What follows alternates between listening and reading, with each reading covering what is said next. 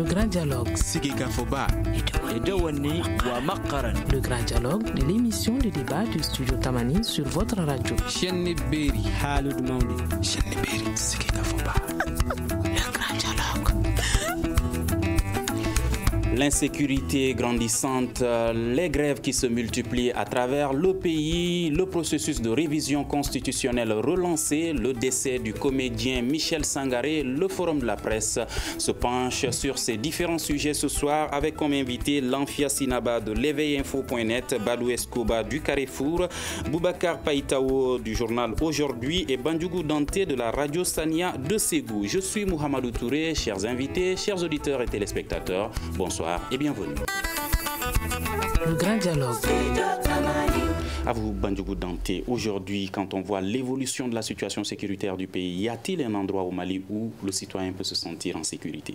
Je pense que dans notre pays aujourd'hui, la question sécuritaire est devenue une question inquiétante. Inquiétante parce que nous assistons à une banalisation de la mort et également à une hantise de l'insécurité. On se demande véritablement qui est épargné, qu'est-ce qui va se passer. Et des choses qui, hier, étaient considérées comme extraordinaires se passent aujourd'hui quotidiennement. Et on a souvent le sentiment que ça ne choque plus les gens. Badou Escoba, est-ce l'on se sent en sécurité même à Bamako? Non, on ne se sent en sécurité nulle part. Je pense que la sécurité est devenue une question de préoccupation nationale. Et je crois que tout le monde doit s'investir pour que la tendance s'inverse parce que ce qui se passe actuellement au Mali ne ressemble pas au Mali. Le Mali, dans le temps, ne connaissait pas ce genre de crime. Effectivement, comme l'a dit mon confrère, les crimes sont devenus des phénomènes ordinaires. Cela est inacceptable. Lamfia Sinaba, attaques, enlèvements, assassinats se multiplient partout. C'est regrettable, c'est regrettable. Je disais il n'y a pas longtemps à quelqu'un que le pays est en train de sombrer. La personne m'a fait savoir que c'est parce qu'aujourd'hui, il y a des problèmes à Bamako qu'on le dit. Sinon, depuis un moment, le pays est en train de sombrer. C'est regrettable. Je pense qu'il n'est pas encore tard. Nos autorités peuvent se ressaisir parce qu'aujourd'hui, peut-être on va aborder ce volet. L'opinion pense qu'elle n'est pas... Les autorités ne jouent pas le rôle qu'elles devaient jouer. Au sein de l'opinion, on a ce sentiment qu'on n'est pas sécurisé par ceux-là qui sont censés assurer notre sécurité.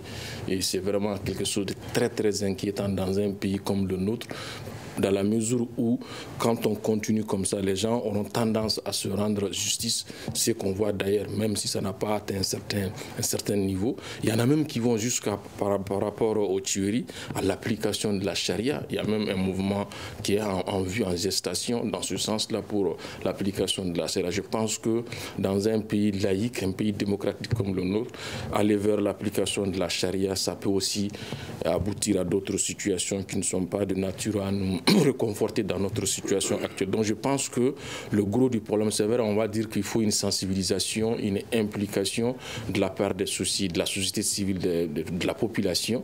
Mais je pense que le gros du problème appartient aux gouvernants. Sinon, ça ne va pas, il faut le dire, il ne faut pas se leurrer. Ça ne sert à rien d'essayer de contourner le problème en disant qu'il y a de l'insécurité zéro nulle part. C'est un débat que je trouve, une déclaration, une position que je trouve démagogique. C'est vrai, l'insécurité zéro, ça n'existe nulle part, mais notre cas aujourd'hui mérite qu'on aborde réellement la question, la réflexion autour du sujet. Vous dites qu'un mouvement qui prônerait l'application de la charia, est-ce que ce sujet passe inaperçu et quel est ce mouvement? Quand on regarde sur les réseaux sociaux, il y a même demain un mouvement qui, le nom... Là, on parle de la restauration. Il y a ce mouvement, concept de restauration de l'application de la charia. Mais demain, il y a un mouvement une rencontre qui doit se tenir. J'ai aussi lu ça sur les réseaux sociaux, plus précisément sur Facebook, là où on fait appel à des musulmans pour se retrouver demain au Palais de la Culture. Je n'ai pas là encore la version officielle des organisateurs, mais toujours est-il qu'il y a d'autres initiatives allant dans ce sens-là. Et même au-delà, quand on interroge l'opinion, beaucoup de gens sont favorables favorable à cela. Quelque part, ça prouve un véritable malaise, un véritable problème d'organisation, un véritable problème de sécurisation, de sécurité des populations. L'Amfian Sinaba demande aux autorités de se ressaisir. Est-ce que la situation échappe aux dirigeants du pays? Bon, en abordant la question de l'insécurité, souvent on est tenté de dire qu'on va de mal en pire. Et effectivement, on n'a pas tort en abordant le problème sous cet angle-là. L'insécurité est en train d'échapper aux autorités. Et je crois qu'on n'a pas besoin de tergiverser là-dessus parce que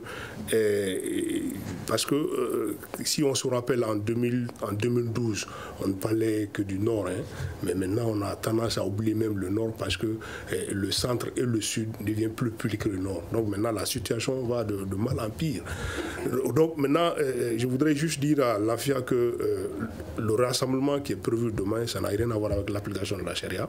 C'est juste, c'est-à-dire que des musulmans qui ont jugé nécessaire compte tenu de l'insécurité, c'est-à-dire grandissante, qui ont jugé nécessaire avec l'assassinat de l'imam juste la semaine passée, paix à son âme. Maintenant, ils ont jugé nécessaire de se rencontrer pour au moins, c'est-à-dire que apporter leur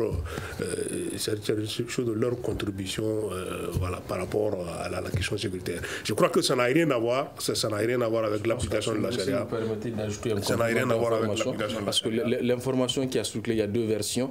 Il y a la version arabe et il y a la version française. Je pense que lui, il se focalise sur la version française et quand on a fait la traduction, on s'est rendu compte que ça englobe les deux volets. Et il y a une vidéo également qui circule sur les réseaux sociaux où il y a des prêcheurs qui sont en train de dire que s'il s'avère que l'imam aurait été tué par des homosexuels, que les gens devraient se soulever contre eux. Non, tout ça, c'est des vidéos. J'ai dit le rassemblement qui est prévu, c'est dans le cadre de notre débat. Je crois que le rassemblement qui est prévu pour demain n'a rien à voir avec faire l'apologie de l'application de la charia.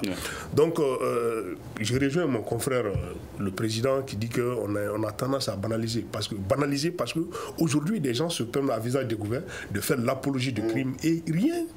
On ne fait rien, absolument rien. Quand on dit que ça échappe aux autorités, parce qu'on a l'impression que l'État, incarné par les ministres, les forces de sécurité, tout, on a l'impression que l'État a peur des citoyens. Parce qu'on ne peut pas se permettre, sur les réseaux sociaux ou sur la place publique, de faire l'apologie du crime.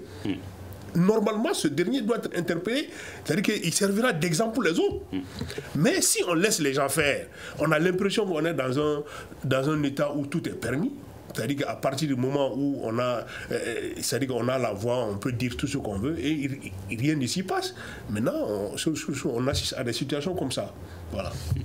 Les gens avaient peur avant, il y a quelques années, de partir à Kidal, pensant que Bamako était plus sécurisé. Est-ce qu'aujourd'hui, on ne parle pas plus d'insécurité à Bamako qu'à Kidal? Bon, en réalité, j'aimerais un petit peu dire quelque chose par rapport à ce que l'AFIA a dit.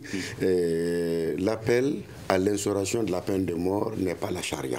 Les gens souhaitent que la peine de mort soit désormais appliquée, mais ils n'ont pas fait appel à l'application de la charia. Sinon, c'est l'islam qui demande. Non, que ce soit la loi occidentale ou la loi musulmane, la peine de mort peut être appliquée, n'est-ce pas, par les deux lois. Donc je pense que ceux qui sont... C'est les religieux qui demandent, c'est dans ce sens que... Non. Parce qu'on a cette tendance... Ils n'ont pas dit la charia, ils ont dit d'appliquer la peine de mort. Et la peine de mort existe dans les pays qui n'appliquent pas la charia. N'est-ce pas? Donc je pense qu'il ne faut pas faire la confusion entre charia et peine de mort, quand bien même que la peine de mort se trouve dans la charia. Justement, maintenant, ce que je voudrais vous dire, en toute honnêteté, depuis un certain temps, les gens ne parlent plus de Kidal, ça veut dire que là-bas c'est tranquille. Ici, les gens, dans leur maison, parfois, même quand tu es seul chez toi, en train de te promener, tellement que nous avons été traumatisés par les multiples facettes de la mort qu'on nous a montrées, poignardés, enlevés, fusillés. Hein? Mais on se demande, est-ce que je suis en sécurité? Est-ce que je suis protégé? Que peut-il se passer? Donc honnêtement, c'est une nouvelle forme de traumatisme ou de terrorisme mental que tout le monde est en train de subir. Et les gens se demandent véritablement qu'est-ce qui peut m'arriver. Et là, c'est dangereux. Donc je pense que vous avez fait référence à Kidal. En tout cas, dans l'actualité, on n'entend pas ce qui se passe là-bas. On ne sait même pas parfois ce qui se passe là-bas. Mais si des choses se passaient là-bas, on l'aurait dit. Mais aujourd'hui, quand même, de Kidal à Kaï, les gens ont peur. Et les gens vivent en permanence avec l'idée de la mort, de l'attaque, de l'enlèvement. Et quel que soit votre rang social, quel que soit votre niveau de responsabilité, et quels que soient les quartiers que vous habitez, parce que ce ne sont plus des zones éloignées, mais même dans les centres urbains, les gens sont attaqués. Hier soir à Rimadio, une personne a été assassinée chez lui pratiquement en début de soirée. C'est incroyable et impensable, même inadmissible. Badou Escoba, et en parlant également d'Aguelhok, il y a 7 ans, il y a eu un massacre là-bas. Il y a quelques jours, il y a eu 10 casques bleus également qui ont été tués dans cette zone encore. Moi, je pense que tuer 10 casques bleus à Aguelhok, c'est une tragédie, c'est quelque chose qui est extrêmement grave. Je pense que c'est une réponse à la visite du président tchadien en Israël et une autre réponse à la visite du Premier ministre israélien Benjamin Netanyahu au Tchad. Donc, c'est en réponse à cela qu'AQMI, en complicité avec le groupe terroristes de Yad Agari ont mené cette action d'envergure. Mais pourquoi des visites qui ne se sont pas déroulées au Mali? C'est l'attaque. Non, parce que tout simplement, le contingent tchadien se trouve actuellement en opération au Mali. Et vous vous souvenez qu'en 2013, les Tchadiens ont fait un travail extraordinaire dans le Tegargar parce que les soldats tchadiens ont éliminé quand même Abou Zaïd. Donc, cela a créé un sentiment de haine et de frustration chez les terroristes. Donc, ils ont profité de cet acte de ce rapprochement entre le Tchad et l'État hébreu pour commettre ce forfait. Et je pense que je me demande si toutefois ils vont en commettre encore parce que lorsqu'ils ont commis l'acte, les forces de l'aménagement ont vaillamment réagi. Certains criminels ont été arrêtés, d'autres ont été pourchassés et je pense que prochainement toutes les dispositions seront prises pour que de tels actes ne se reproduisent plus parce que vous savez, les terroristes c'est des lâches et ils ne sont plus en mesure d'affronter frontalement les forces internationales, les forces armées maliennes. Donc leur mode opératoire c'est le système kamikaze. Est-ce des lâches ou utilisent-ils une stratégie que l'armée malienne, les autorités maliennes n'arrivent pas à contourner? Non, l'armée malienne s'adapte de plus en plus au contexte de guerre asymétrique. Je vous le répète encore, ils ne sont plus en mesure d'affronter frontalement l'armée malienne et les forces internationales. Donc, ils sont obligés de passer par le système kamikaze. Sinon, s'ils avaient la possibilité d'affronter directement l'armée malienne ou les forces internationales, ils allaient le faire. Vous vous souvenez que l'autre jour à Toy, dans la commune rurale de Matomo, 13 terroristes ont été abattus par un détachement de l'armée malienne. Ils ont cru pouvoir surprendre ce détachement, mais ce détachement les attendait de pied ferme et le bilan est de 13 morts du côté des terroristes. Donc pour dire que les terroristes sont en train d'être affaiblis et je pense qu'ils sont en train de faire ce qu'on peut appeler le dernier geste du mourant. D'accord. Est-ce votre avis, Boubacar Paintrou? Non, je ne suis pas du tout de cet avis parce que si les contextes changent, les méthodes changent, les stratégies changent, c'est comme ça que moi je vois les choses. Sinon, c'est pas parce qu'ils n'ont pas de capacité de nuisance. Aujourd'hui, pour en venir au cas d'Aguelhok, moi je l'ai toujours dit, aujourd'hui personne n'a intérêt à perpétuer la crise parce qu'aujourd'hui on a envie d'en finir rapidement avec ça, d'instaurer la stabilité et que chacun rentre chez lui. Mais si on a parce que souvent on a l'impression que on est dans une guerre ou encore dans un chemin où les gens en fait n'ont pas le même agenda. Le gouvernement et les Maliens ont un agenda, les partenaires ont un agenda.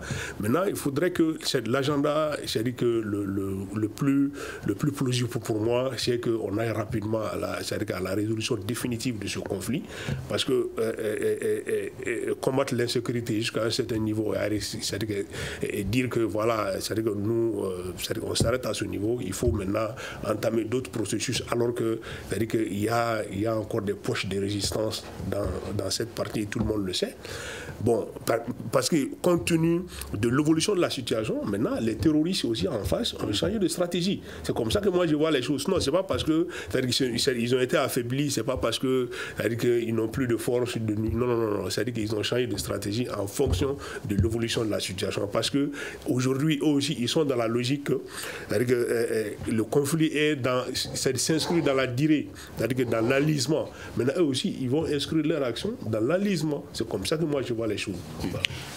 Lamfia Senaba, la question principale qui se pose aujourd'hui quand on voit l'évolution de cette situation sécuritaire, c'est qu'est-ce qui se passe au Mali? Difficile de répondre qu'est-ce qui se passe au Mali. Parce que on peut dire que les Maliens souffrent. ce qui se passe aujourd'hui. Maintenant, qu'est-ce qui est à l'origine de ça? Qu'est-ce qui fait qu'on est en train de souffrir autant? Je pense que c'est une question qui mérite dont la réponse mérite plusieurs paramètres. Il y a plusieurs paramètres qui entrent en ligne de compte. Parce qu'aujourd'hui, il ne faut pas se leurrer, il y a toute une économie aussi qui est développée autour de cette crise-là, au-delà de tout ce qu'on peut appeler narcotrafiquants, narcoterroristes. Au-delà de tout ça, il y a une véritable économie aussi qui se développe autour de tout cela. Donc, à mon avis, tous ces aspects font qu'aujourd'hui, le Mali se trouve dans une situation très difficile. Très, très, très difficile. Tel point qu'on se demande, souvent, si on veut tomber dans le fatalisme, on se dit qu'est-ce qu'on a fait au bon Dieu pour vivre tout cela, pour être victime de toutes ces situations-là. D'accord. Bandiogo Dante, avez-vous une idée des causes? Bon, honnêtement, moi, je retiens 3. Je retiens la pauvreté, qui est une cause essentielle. Et la seconde cause que l'on peut retenir par rapport à cette situation, c'est l'injustice. Et la troisième cause que nous pouvons dégager par rapport à la question de l'insécurité, c'est également le refus d'aborder la question des fonds. Nous refusons il y a certains débats, on ne peut plus faire économie de certains débats. Et je crois que si nous arrivons à lutter efficacement contre la pauvreté en donnant du travail aux jeunes, les gens éviteraient de se faire tuer ou d'aller tuer gratuitement. La seconde cause que j'ai évoquée ici, qui est l'injustice, les gens ne croient plus en la justice. Les gens ne pensent plus que l'État peut créer les conditions permettant de rendre justice. Et c'est ce qui explique parfois des réactions souvent bizarres. Et la troisième cause que nous avons évoquée, c'est que les débats contradictoires, les questions de fond sont occultées au profit d'une certaine hypocrisie et on assiste plus à l'information qu'à la communication. Quand il y a des questions essentielles au niveau du gouvernement, au niveau de la société civile, les gens ne discutent pas des questions de fond. Et il y a des sujets qui sont considérés comme étant des sujets tabous. Si jamais on laissait la parole libre, je pense qu'on peut arriver à des conclusions satisfaisantes. Mais malheureusement, dans ce pays-là, les gens refusent d'aborder les questions de fond. Qui sont par exemple? Par exemple, quand il y a des gens qui se permettent de commettre des actes crapuleux, et au moment où on doit dire voilà les raisons, voilà pourquoi l'enquête disparaît, on ne sait même pas comment ça s'est passé. C'est ça, il y a des interventions par-ci par-là, on bloque tout. Et les gens continuent à vivre avec des situations de conflictuelles en permanence et on arrive à étouffer les poussins dans l'œuf. Or, en réalité, comme on le dit dans notre jargon, il y a des questions essentielles à aborder. Autre chose, aujourd'hui, la question de l'homosexualité est une question que l'on est en train de cultiver. Notre pays nous appartient. Il y a des pays dans lesquels on n'en parle pas. Nous, ça ne va pas avec nos cultures, ça ne va pas avec notre religion. Pourquoi ne pas dire noir et sur blanc, ça ne se pratiquera pas chez nous et quand c'est pratiqué, c'est sanctionné. Donc je pense que ça mettra fin à des tergiversations, à des questions de droits de l'homme. Mais quand les autorités amènent des programmes ou essayent d'encourager des ONG qui interviennent dans ce domaine-là, ça ne peut pas aller. Donc que nous disions clairement ce que nous voulons et ce que nous ne voulons pas. Et maintenant, si c'est des lois qui sont élaborées, adoptées dans ce sens-là, qui va s'appliquer à tous, moi je pense que ça devient très clair pour tout le monde. Mais c'est pas aussi facile que ça. Comment? J'ai dit notre pays nous a pas. Allez-y en Arabie Saoudite, qui va oser parler de ça? Et la FIA aura la parole tout de suite. C'est une question de moyens. Mais il faut qu'on se donne les moyens d'être libre. Justement, là, la FIA, il va arriver. Je dirais tout simplement que l'homosexualité est contraire à nos valeurs. Donc c'est un sujet tabou, il ne faut même pas qu'on en parle. Par rapport à l'insécurité dont vous parlez, mon confrère a dit que l'insécurité s'est déplacée du nord vers le centre, ensuite vers le sud. Mais par rapport au problème particulier du centre, qu'est-ce qui a aggravé l'insécurité? C'est la question des milices. Il faut en parler. Qui est derrière ces milices? Qui a armé ces milices? Des milices qui possèdent des armes de guerre. Quand on se réfère à ce qui s'est passé à Naouedji, à Danfagala, à Koumaga, à Kologon, on se rend compte tout de suite que ces deux chasseurs sont lourdement armés, sinon mieux armés que l'armée régulière. Et cela est inacceptable. Nous sommes dans un pays démocratique, nous sommes dans un état de droit, dans un pays normal. Il ne saurait y avoir de milices. Je crois que c'est à l'armée d'assurer la sécurité des personnes et les biens. Et la sécurité des personnes et biens est un rôle régalien qui revient à l'État. Donc c'est à l'État de s'assumer pour trouver une solution à ces problèmes. Et qui arme ces milices? Mais la question mérite de poser parce que ces milices sont en possession de véritables armes de guerre. La question, lors de la conférence de presse du Haut Conseil de la société civile, Maître Hassan Bari, qui était le représentant de Tabita pour la Cour, est revenu là-dessus pour dire que les chefs des milices sont attaqués en grande pompe par le président de la République et par le premier ministre Soumaïl Boumégo. Donc, même s'ils ne sont pas directement impliqués, il y a quelque part anguille sous roche. Donc, il faut impérativement trouver une solution à cela. C'est le problème des milices qui a... Avant-hier seulement, dans une localité d'Ogo, un imam a été tué, une autre personne a été égorgée, des greniers ont été incendiés. Je crois que nous allons de... Les mots me manquent pour qualifier ce qui est en train de... Nous allons de crise en crise et cela est extrêmement grave. Donc ça veut dire que l'État est de plus en plus défaillant. Parce que quand vous suivez l'actualité, devant les députés, le Premier ministre dit que nous allons envoyer prochainement 3 000 hommes, nous allons envoyer 4 000 hommes. Moi je pense que cela n'est pas suffisant. Il faut trouver une autre formule. Il faut associer l'ensemble des forces vives de la nation, que ce soit les recotrates, que ce soit les dignitaires religieux, que ce soit le Haut Conseil de la société civile, pour qu'on puisse mettre un terme à cette crise. Parce que la crise est en train de se déplacer un tout petit peu vers le sud et c'est très très inquiétant. Lanfia, vous pensez que ce n'est pas si facile que ça? Oui, c'est ce que je disais. C'est vrai, il y a le côté de la pauvreté, mais au-delà aussi, il y a le fait que les lobbies gays ont toutes ces pressions-là. Mon récent ouvrage parle de cela. C'est ce qui s'est passé à Ségou, c'est pratiquement l'introduction de mon récent ouvrage. Donc c'est pour dire que je suis d'accord avec lui. Hein. Je ne suis pas là pour faire... Il faut que cela soit clair. Hein. La promotion de l'homosexualité. Non, je l'ai dit dans le livre, je ne les attaque pas, mais je ne fais non plus la promotion. Mais je posais le débat. Peut-être on va dire que je fais de l'autopromotion ici. Sinon... Mais est-ce que lutter contre la pauvreté, l'injustice et débattre de toutes les questions de fond va lutter contre l'insécurité dans le pays? Ça ne doit pas nous empêcher de parler. Non, dans le débat, il a évoqué un sujet de passage par rapport à ça. Bon, comme l'ouvrage parle de ça, ça a suscité un certain... on va revenir sur l'insécurité. Il propose de lutter contre la pauvreté, l'injustice et de débattre de toutes les questions, surtout les questions de fond. Non, je pense que c'est ce dont on a besoin aujourd'hui. C'est-à-dire qu'aucune question ne soit occulte et qu'on ait le courage de poser le problème tel qu'il se présente et de proposer, d'apporter des solutions concrètes. Mais là aussi, il faudrait qu'on ait les moyens aussi pour pouvoir mettre en œuvre les propositions que nous allons faire, les propositions de solutions pour leur mise en œuvre. C'est pour cela la question de moyens est fondamentale à mon avis. Mais au-delà, il faudrait aussi qu'il y ait cette prise de conscience. Je le dis, cette prise de conscience, elle doit être réelle. Une prise de conscience réelle des enjeux réels de développement. Et cette prise de conscience, elle doit se faire et au niveau des autorités et au niveau de la population. Malheureusement, il y a souvent cette inadéquation entre les deux. Quand il y a cette prise de conscience d'un côté, de l'autre côté, on sent un certain chevauchement. Je pense que c'est l'un des gros problèmes. Et ça va, à mon avis, au-delà du simple cas du Mali. Ça doit être un problème au niveau africain. Que faire maintenant? Moi, je ne suis pas tout à fait d'accord avec Lanfia. Oui. Ça n'a rien à voir avec les questions de moyens. Ça n'a rien à voir avec les questions de moyens. C'est juste des questions de volonté. Dans les questions de volonté, il faudrait que les forces en présence acceptent de s'asseoir et de discuter. Dire à la face du monde, voilà ce que nous voulons que notre Mali soit. Point barre. Mais c'est pas compliqué. Non, c'est pas compliqué parce que Lanfia, souvent le gouvernement, qui est notre référence. Souvent, je dis que le gouvernement qui est notre référence. Je prends juste un exemple. L'assassinat de l'imam Yatta Baré, paix à son âme.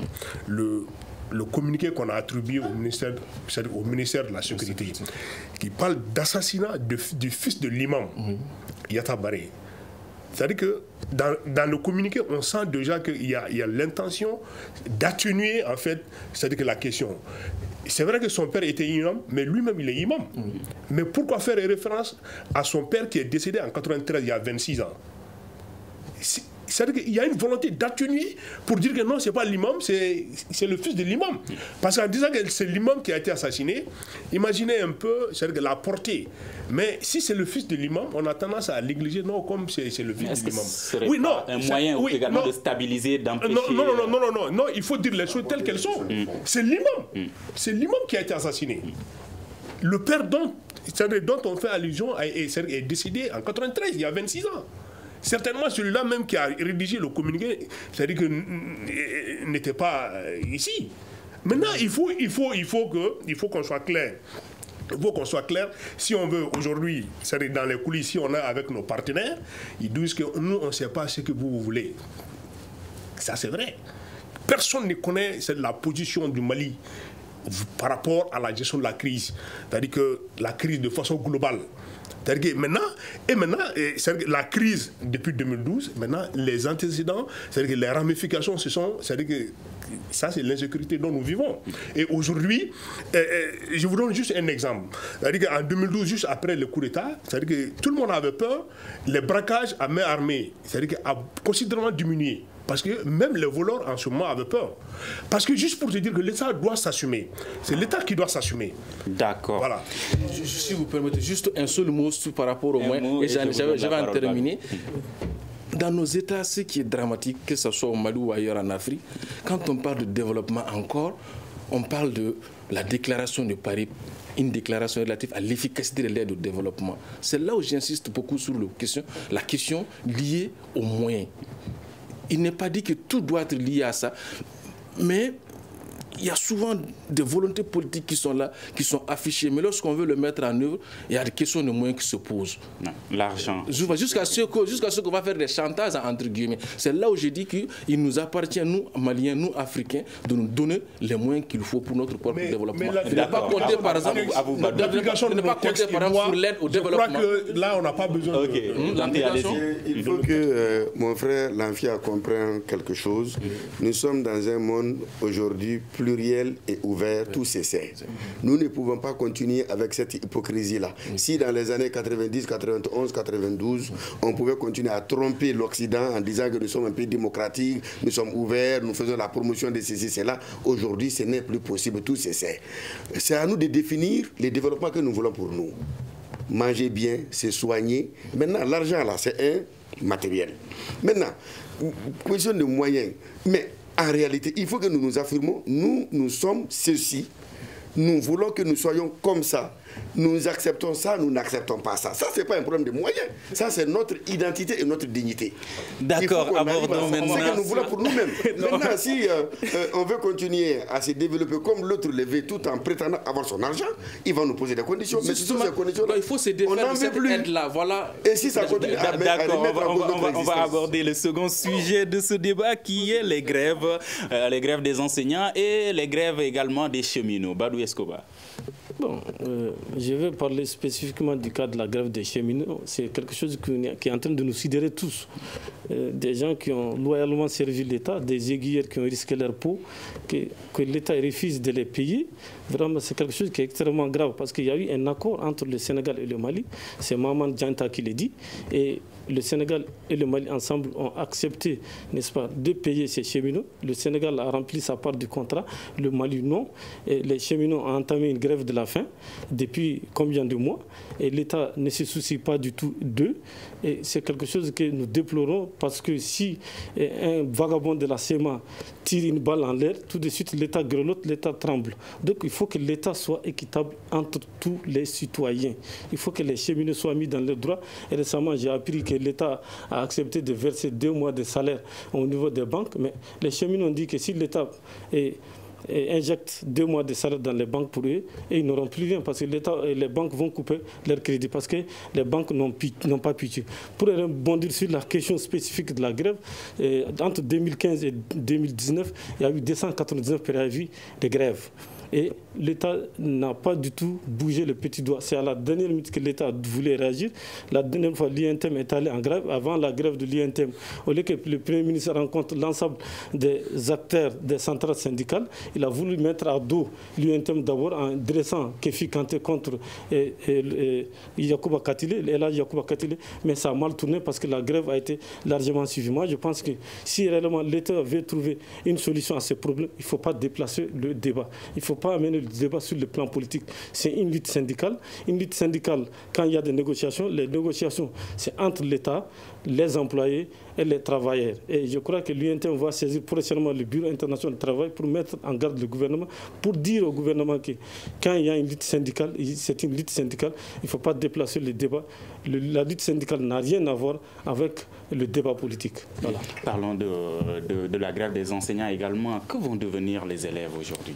C'est ça encore le plus inquiétant. L'autre aussi inquiétant, l'autre sujet, mais je pense qu'avec les enseignants, c'est encore plus inquiétant parce que c'est l'avenir. On est en train de jouer avec l'avenir de ce pays. Il faut faire tout pour mettre les enseignants dans les conditions. C'est vrai, il y a certaines revendications où l'État va dire qu'il n'a pas les moyens. Moi, je pense que même s'il n'y a pas les moyens, on peut les contenter d'une manière ou d'une autre, mais de là aller en grève de cette manière-là, c'est pas bon. Ce n'est pas du tout bon. On ne doit pas s'amuser avec l'éducation. Surtout que l'argent, comme Badou l'a dit, ça va souvent dans des circuits là où ça aurait pu aller ailleurs, dans d'autres canaux, encore. Et cela relève de qui, cette responsabilité? Mais de l'autorité, de l'État. Moi, ils ne vont pas s'en cacher de le dire. C'est à l'État. D'accord. Païtao, qu'est-ce qui explique toutes ces grèves? Bon, ce qui explique ces grèves, c'est aussi simple que ça. C'est qu'on est dans un pays où les autorités sont spécialisées dans le fait de déplacer les problèmes. Et le Mali aujourd'hui, le gouvernement malien détient le record. Parce que c'est ce qu'on voit. C'est-à-dire qu'on lutte pour avoir des droits. Et on lutte pour obtenir l'application de ces droits. Et c'est ce qui est très grave. C'est-à-dire que si le citoyen ne fait plus confiance à l'État, c'est très grave. C'est seulement le manque de confiance. Parce que quand je vois le premier préavis des enseignants, ils sont partis, ils ont été convoqués, c'est-à-dire que dans la commission de négociation, dans la salle, ils ont demandé l'arrêté de conciliation, parce que c'est un arrêté du ministre en charge du dialogue social qui convoque, c'est-à-dire que la commission de conciliation, c'est-à-dire qu'en d'autres termes, la commission de négociation. Parce que si c'est un arrêté qui convoque la commission, tous les engagements pris lors des discussions, le gouvernement est tenu de les appliquer. Maintenant, si jamais vous faites les discussions sans l'arrêté de conciliation, c'est comme si vous êtes en train de faire une discussion informelle. Maintenant, c'est dans la salle que les partenaires sociaux ont demandé l'arrêté. Tout ce que le ministre va dire, c'est que l'arrêté est encore en cours de signature. Et c'est très grave. C'est très grave, c'est mettre les gens devant les faits accomplis. C'est en fait l'avenir du pays. Ce n'est pas le problème du gouvernement. Le gouvernement, c'est de déplacer les problèmes, de jouer un peu, c'est-à-dire pour gagner un peu de temps. Sinon, moi, je ne peux pas comprendre. C'est inadmissible. Aujourd'hui, les syndicats ont été appelés pour une discussion. Il y a deux points de désaccord qui m'ont beaucoup... qui ont retenu mon intention, c'est que en un moment, le ministre en charge de la décentralisation, c'est-à-dire a attribué la direction nationale de la fonction publique et de la collectivité au ministre en charge du travail et de la fonction publique. Et c'est ce qui est en violation, c'est-à-dire que de la loi qui crée même la fonction publique et de la collectivité. Parce que la loi qui crée la fonction publique et de la collectivité est très claire. Cette loi dit que la direction nationale de la fonction publique prépare les textes pour le ministre en charge de la décentralisation. Donc ça veut dire qu'en aucun moment, on ne peut pas attribuer cette direction, c'est-à-dire qu'à un autre département, logiquement. Maintenant, les syndicats ont demandé, c'est-à-dire qu'une gestion, je crois, c'est un recours gracieux au niveau du président de la République, mais qui aujourd'hui, ça fait 3 mois, c'est-à-dire que rien n'a bougé par rapport à ça. Mais est-ce que les anciens ont besoin d'aller en grève pour ça? Parce que le ministre estime que lui, il doit mettre en place, c'est-à-dire qu'il doit mettre en œuvre l'accord, il doit organiser les élections, il doit faire ceci, il doit faire cela. Il ne peut pas gérer les fonctionnaires de la collectivité. S'il ne peut pas gérer les fonctionnaires de la collectivité, il peut démissionner. C'est ça. Le Mali, ça fait 18 millions d'habitants. Non, le Mali, ça fait 18 millions d'habitants. Si lui, il ne peut pas faire ça, il peut pas faire tout ça, alors que ça fait partie de ses prérogatives. Maintenant, il peut rendre le tablier, quelqu'un d'autre viendra le faire à sa place. Mais torpiller les textes, c'est-à-dire que violer les textes attribuer cette direction, c'est-à-dire la gestion des fonctionnaires des collectivités au ministère, c'est-à-dire en charge qui viole, c'est-à-dire que toute la procédure. D'accord. Banibou Danté, les autorités pourraient-elles faire face à cette situation qui devient de plus en plus compliquée? Elles sont obligées d'y faire face. Elles sont obligées d'y faire face. Moi, je pense que vous étiez en train de parler des causes de ces situations-là. Moi, je n'ai pas à juger si les autorités doivent faire face à ça, mais je sais quand même qu'elles sont obligées de faire face à ces situations qui sont des tensions sociales assez importantes. Mais je crois qu'aujourd'hui, il y a deux choses, à mon avis, qui peuvent expliquer ce comportement, ce radicalisme dans les secteurs sociaux. Il y a le profil de ceux qui sont chargés de la gestion des questions sociales, d'une part, et d'autre part, il y a l'arrogance de ces mêmes nommés-là. Le profil, c'est par rapport à quoi? Ils prennent parfois des gens qui ne connaissent même pas, ça rejoint ce que mon frère a dit, qui ne connaissent même pas les attributs de leur ministère. On a vu des chômeurs ministres. Donc, en réalité, quand on ne connaît pas un domaine et qu'on est censé être l'interlocuteur du gouvernement avec ces groupes sociaux, c'est le désordre. Malheureusement, même par rapport à la nomination des conseils techniques, les gens ne sont pas nommés par rapport à des critères de compétence ou de connaissance de telle ou telle chose. Il y a des postes politiques, il y a des postes techniques. Mais malheureusement, n'importe qui devient n'importe quoi et n'importe comment. C'est ce qui amène ces problèmes-là. L'arrogance, c'est quoi? S'il y a une situation, un ministre, avant tout, est chargé de la mise en œuvre de la politique nationale. Quand dans ton domaine ça ne va pas, qu'est-ce qui empêche à un ministre, tu es qui, de te déplacer pour aller voir les syndicats, pour aller voir les mécontents, calmer le jeu? Mais on crée des situations de telle sorte que les gens se radicalisent et finalement le désordre s'installe. Donc, pour appuyer le président, c'est que généralement dans les commissions de conciliation, on envoie des gens comme les seconds couteaux, en fait des gens qui ne peuvent pas décider. C'est-à-dire qu'ils viennent juste pour écouter le partenaire, en fin de compte c'est pour dire qu'on va rendre compte. Et maintenant, c'est-à-dire que ça devient comme un cercle vicieux. Maintenant, si ça chauffe, c'est en ce moment que les ministres viennent avec tout, c'est-à-dire que tout le staff. Maintenant, les discussions sont sincères. Tout ce qui est dit là-bas, je crois que le partenaire se sent en confiance. Parce qu'à chaque fois c'est-à-dire qu'on envoie souvent des chargés de communication, souvent des chargés de mission. Mais non, mais c'est pas bon. Quand il y a un problème, je crois qu'il faut agir sur le problème et régler le problème immédiatement. Maintenant, il ne faut pas que ça s'inscrit, c'est-à-dire que dans la durée, afin que les gens, c'est-à-dire que parce que si ça s'inscrit dans la durée, maintenant les gens se radicalisent. Et si les positions se radicalisent, la gestion devient de plus en plus complexe. C'est-à-dire que l'année passée, il a fallu, c'est-à-dire amener 7 ministres. C'est-à-dire qu'Abdoulaye Idrissa a pris cette décision. 7 ministres sont venus discuter avec les anciens. Alors qu'un seul ministre pouvait le régler et si on avait pris le problème à bras le corps dès le début. Voilà. Et c'est dans ces conditions que le processus de révision constitutionnelle est lancé. C'est là où ça devient très très dangereux. Si j'étais un ministre d'IBK, j'allais tout faire pour qu'on puisse anticiper, qu'on n'entre pas dans ce processus de révision dans ces conditions-là. Ce n'est pas du tout bon.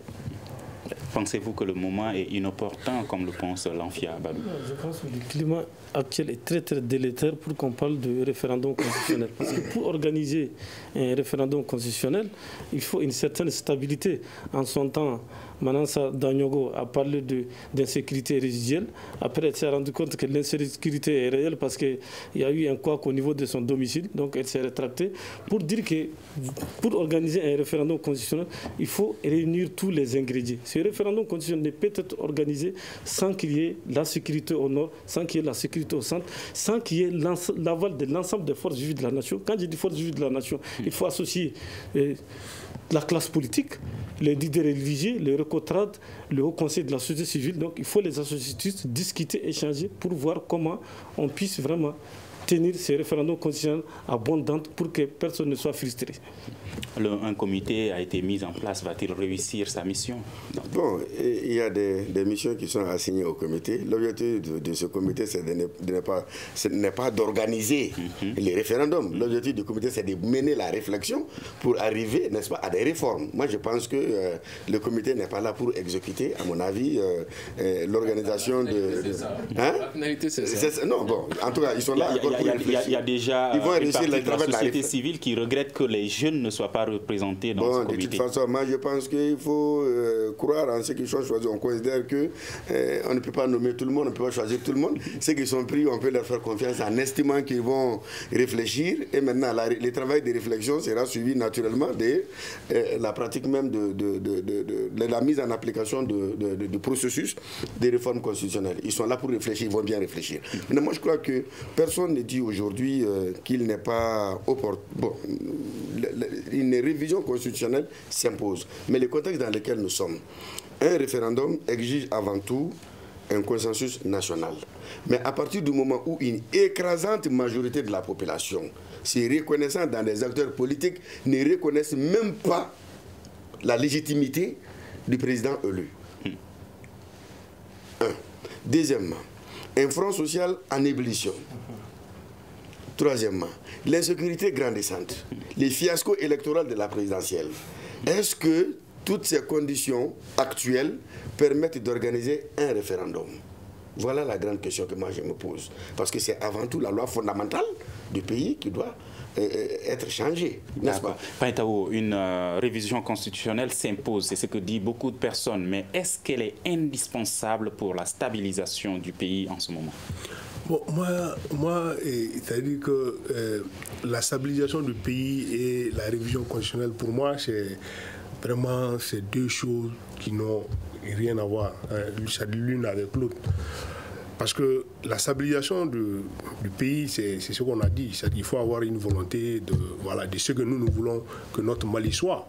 Et qu'ensemble, c'est-à-dire que le gouvernement et tous les acteurs en présence, c'est-à-dire acceptent de discuter, c'est-à-dire et mettre beaucoup d'eau dans nos vins. Voilà. Mais certains pensent que c'est l'accord pour la paix qui... Non, en fait, non. C'est-à-dire que c'est comme a dit le président, il est temps qu'on se dise la vérité. C'est-à-dire que moi, je ne dis pas que l'accord... Vous parlez de quel président?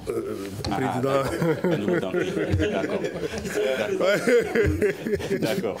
Voilà, donc, parce qu'aujourd'hui, c'est-à-dire qu'une révision constitutionnelle, c'est-à-dire qu'il ne faut...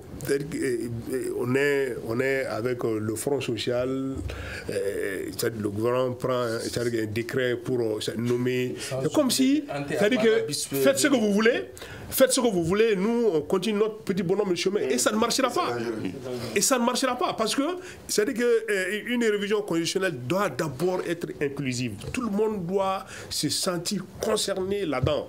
Que vraiment c'est mon affaire, je vais en faire, voilà, je vais m'investir à fond pour que ça aille mieux.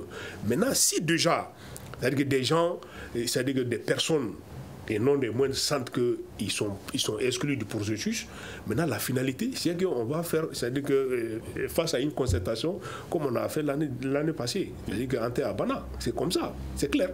Mais ça n'a rien à voir avec, c'est-à-dire que la stabilisation du pays. Déjà, pensez-vous que le processus va réussir ou va-t-il échouer?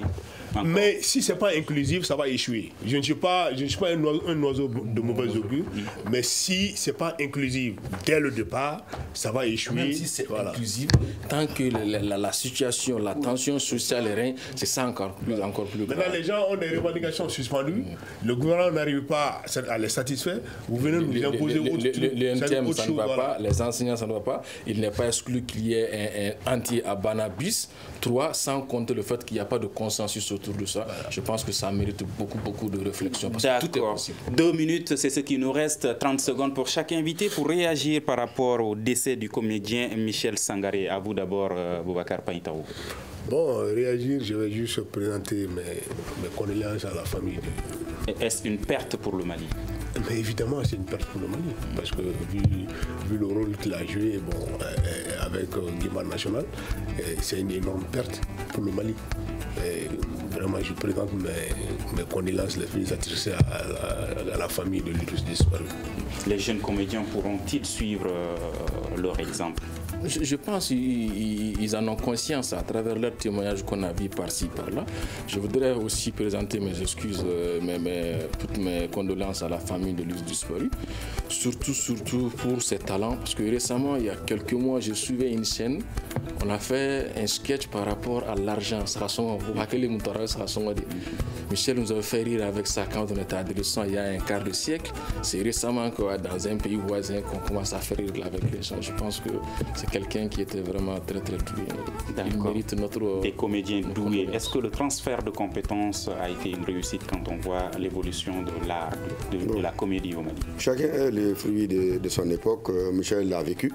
Et ce qui est important, il faisait de l'humour en fonction des réalités du moment, sans aller chercher dans les réalités extérieures. Donc c'était ancré dans la culture locale. Je pense que ce qu'il a fait doit pouvoir inspirer la jeunesse. Il a parlé sans avoir d'écart de langage, sans mettre de l'injure dedans, sans mettre des choses que nous voyons chez certains jeunes comédiens aujourd'hui qui n'ont absolument rien à voir avec nos valeurs sociétales. D'accord. Honnêtement, paix à son âme. Je pense que Michel Sangaré a beaucoup apporté, d'abord paix à son nom, mais sincère condoléance, il a beaucoup apporté à la culture malienne. C'est un grand humaniste, c'est une perte pour l'humanité tout entière. Mais ce que je déplore, c'est qu'au Mali, souvent, on attend, quand tu es en phase terminale, on t'envoie en Tunisie. Maintenant, quand tu meurs, on te fait chevalier de l'ordre national à titre positif. Donc, c'est ce que je déplore. D'accord, et merci à tous nos invités, Badou Escoba du Carrefour et Boubacar Païtaou du journal Aujourd'hui, Bandjougou Danté de la radio Sania de Ségou, Lanfia Sinaba de l'éveil-info.net, débat réalisé par Studio Tamani, mise en onde assurée par Gagné Kanté et à la régie vidéo Nouhoum Djiré. Je suis Mohamedou Touré. À la semaine prochaine pour un prochain numéro du Forum de la presse. Merci à tous. Le grand dialogue. Le grand dialogue de l'émission de débat du studio Tamani sur votre radio.